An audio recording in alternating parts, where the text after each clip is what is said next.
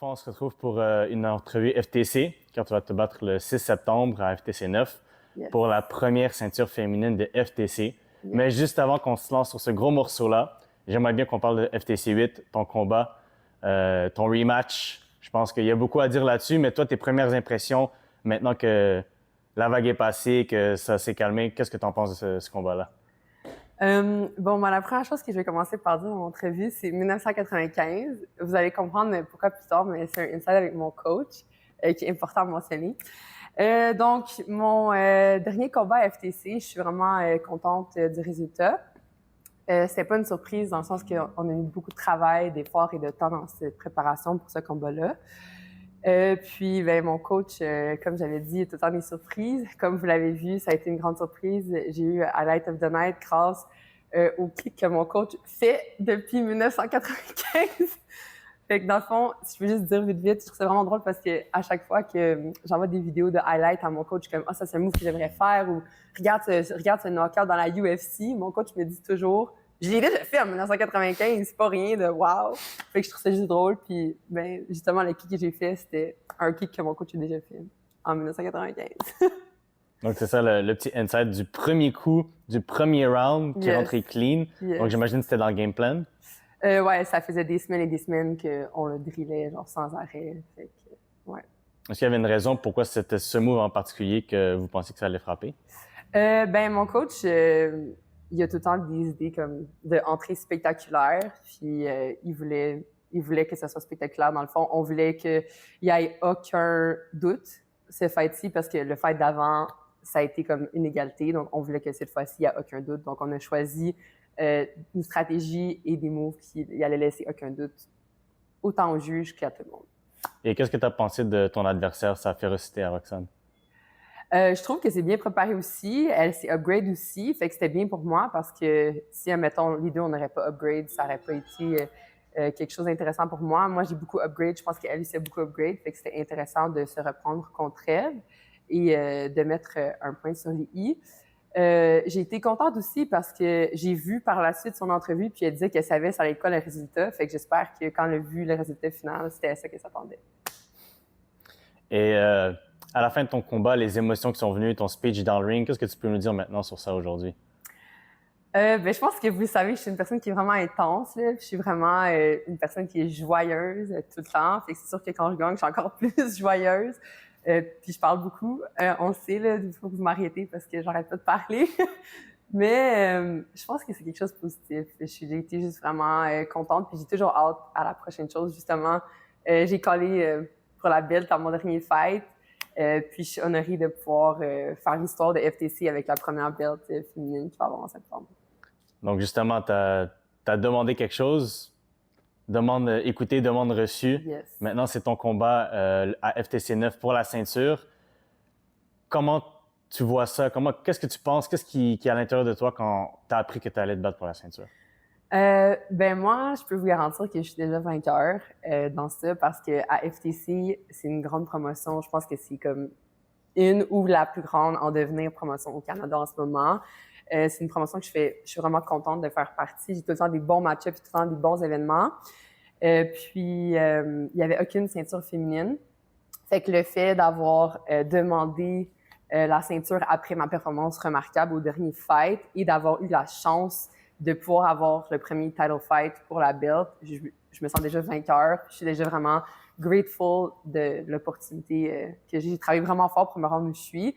Mais je suis vraiment grateful pour Younes et FTC pour toutes les opportunités que j'ai jusqu'à présent et pour avoir cette opportunité-là d'avoir la première belt féminine. Pour moi, marquer l'histoire d'FTC, c'est déjà une grande victoire.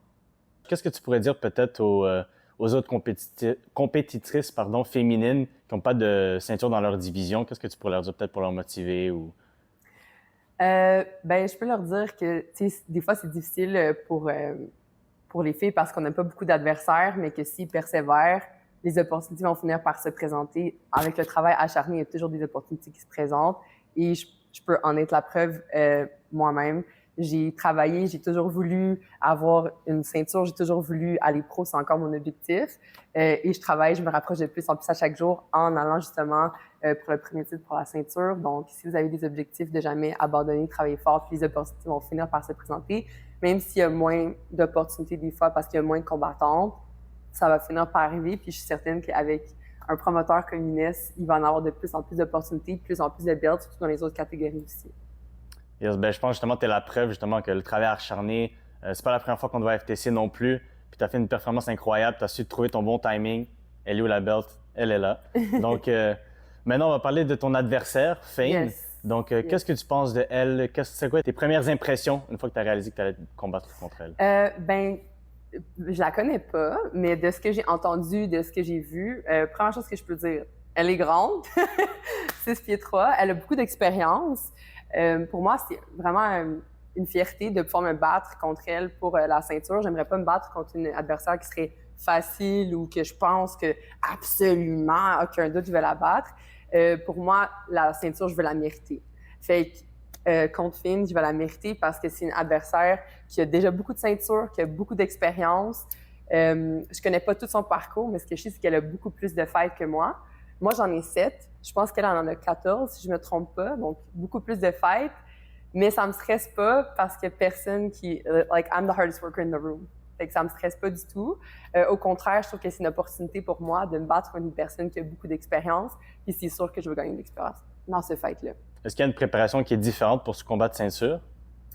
Bien, c'est sûr que oui, parce qu'une ceinture, c'est... Ben, c'est pas différent dans le sens que je travaille toujours fort, on est toujours motivé, on est toujours impliqué, donc ça change pas, mais la préparation est différente parce que vu que c'est pour une ceinture, c'est plus de rounds, donc 5 rounds. Les rounds sont plus longs aussi, c'est des rounds de 3 minutes. Fait que c'est sûr que la préparation va être adaptée à ça, mais sinon ça change pas. L'intensité, le vouloir, le désir, l'acharnement dans les entraînements, c'est sûr que ça va rester ou même plus pour la ceinture, ouais. OK. Et si tu pourrais dire un mot à Fane si tu la vois pas avant ton combat, qu'est-ce que tu aimerais lui dire? I just want to thank you so much for accepting this fight. We're going to make FTC history for the first title shot. I hope you have a great training camp. You're ready and you're training hard because we're going to be ready to give them a good show. Et est-ce que tu as un mot pour les fans avant ton combat? Qu'est-ce que tu peux leur dire? Ouais, je veux juste dire un gros merci aux fans de FTC pour tout le support que je reçois. Je suis vraiment grateful. Je ne vais pas vous décevoir pour marquer l'histoire de FTC pour la première ceinture féminine. And I just want to say I'm coming for it all. Porrada! Est-ce que tu as un mot précisément pour les Portugais, peut-être, la communauté portugaise qui te suit? Un petit mot? Ouais, je peux dire Força Portugal. C'est 2 mots, là, mais... Ça fait l'affaire, ça fait l'affaire. Donc, ton combat de ceinture qui s'en vient, grosse préparation.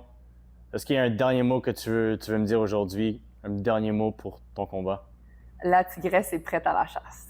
J'aimerais remercier mes commanditaires. Donc, le premier, le plus prominent, Team 360 MMA avec mon coach Marc Beauchamp.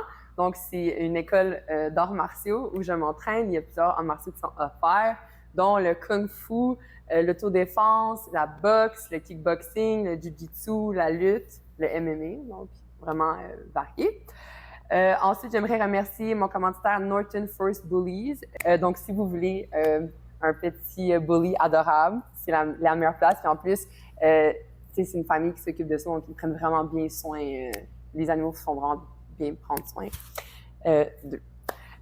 Ensuite, j'aimerais remercier l'agence IVA Immobilier. Donc, si vous avez besoin de conseils immobiliers, c'est les meilleurs dans tout ce qui concerne l'immobilier. Si vous avez des questions, préoccupations, vous pouvez les contacter. J'aimerais remercier aussi Luigi, donc LMP, Luigi Melli Performance. Il fait de la nutrition pour les gens de tous les jours. Il fait de la nutrition pour les fighters, donc vous savez qui contacter si vous avez besoin. Et aussi Jonathan Bibo Performance, mon coach de Strength and Conditioning.